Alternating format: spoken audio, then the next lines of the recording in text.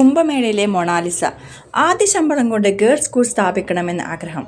2025 പ്രയാഗ്രാജിൽ വെച്ച് നടന്ന മഹാകുംഭമേളയിലൂടെ ജീവിതം മാറിമറിഞ്ഞ പെൺകുട്ടിയാണ് മൊണാലിസ ബോസെ.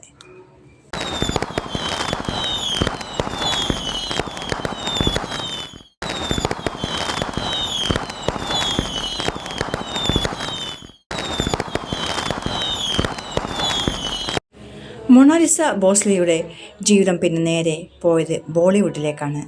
അവിടേക്കാണ് മൊണാലിസ നടന്നു കയറിയത്. സനോജ് മിശ്ര സംവിധാനം ചെയ്ത ദ ഡയറി ഓഫ് മണിപ്പൂർ എന്ന സിനിമയിലാണ് മൊണാലിസ അഭിനയിച്ചത്.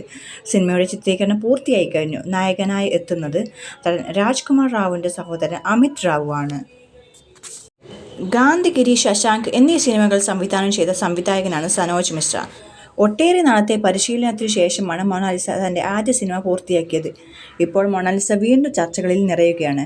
സിനിമയിലെ അഭിനയത്തിന് തനിക്ക് ലഭിച്ച പ്രതിഫലം ഒരു നല്ല കാര്യത്തിനു വേണ്ടി ഉപയോഗിക്കൂ എന്നതാണ് ആ പെൺകുട്ടിയെ വ്യത്യസ്തയാക്കുന്നത്.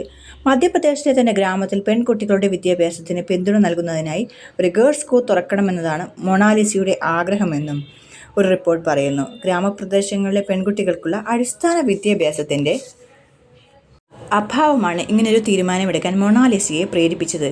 അതുകൊണ്ട് സ്കൂൾ തുടങ്ങാനായി ധനസഹായം നൽകാൻ തീരുമാനിക്കുകയായിരുന്നു. എന്തിനു പകരം സ്വകാര്യ ആവശ്യങ്ങൾക്കായി പണം ചെലവഴിക്കുന്നതിന് പകരമായിട്ടാണ് ഇവൾ ഇങ്ങനെ ചെയ്യുന്നത്. അതാണ് നമ്മുടെ മൊണാലിസ. സിനിമയുടെ ചിത്രീകരണം പൂർത്തിയായ ശേഷം തൻ്റെ ജീവിതം മാറ്റിമറിച്ച പ്രയാഗ്രാജിൽ മൊണാലിസ വീണ്ടും എത്തിയിരുന്നു. പ്രത്യേക പൂജകൾ നടത്തുകയും ചെയ്തു. സനോജ് മിശ്രയുടെ സിനിമയ്ക്ക് പുറമെ 2 തെലുഗു ചിത്രങ്ങൾ, ഒരു ഹിന്ദി ചിത്രം എന്നിവയിൽ അഭിനയിക്കാനുള്ള അവസരങ്ങളും അവരെ തേടി എത്തിയിട്ടുണ്ട്. 2025 മഹാകുംഭമേളയിൽ മാലകളും രുദ്രാക്ഷങ്ങളും വിൽക്കാനെത്തിയതായിരുന്നു ആ 16-കാരി. അതിനിടെയാണ് യൂട്യൂബർമാർ ആ പെൺകുട്ടിയുടെ വീഡിയോകളും ചിത്രങ്ങളും എടുക്കുന്നതും അത് വൈറലാകുന്നതും. അങ്ങനെ നമ്മുടെ മൊണാലിസ ബോസ്ലെ സിനിമയിലെത്തുകയായിരുന്നു. അങ്ങനെ സ്വന്തം നമ്മുടെ ബോളിവുഡ്. അപ്പോൾ മൊണാലിസയുടെ അതുപോലെ തന്നെ ബാക്കിയുള്ള സിനിമാക്കാരുടെ പുതിയ വിശേഷങ്ങൾ അറിയാനായിട്ട് ഈ ചാനൽ സബ്സ്ക്രൈബ് ചെയ്യൂ. വീഡിയോ ഇഷ്ടമെങ്കിൽ ലൈക്ക് ചെയ്യൂ, കമൻറ്റ് ചെയ്യൂ, ഷെയർ ചെയ്യൂ. താങ്ക്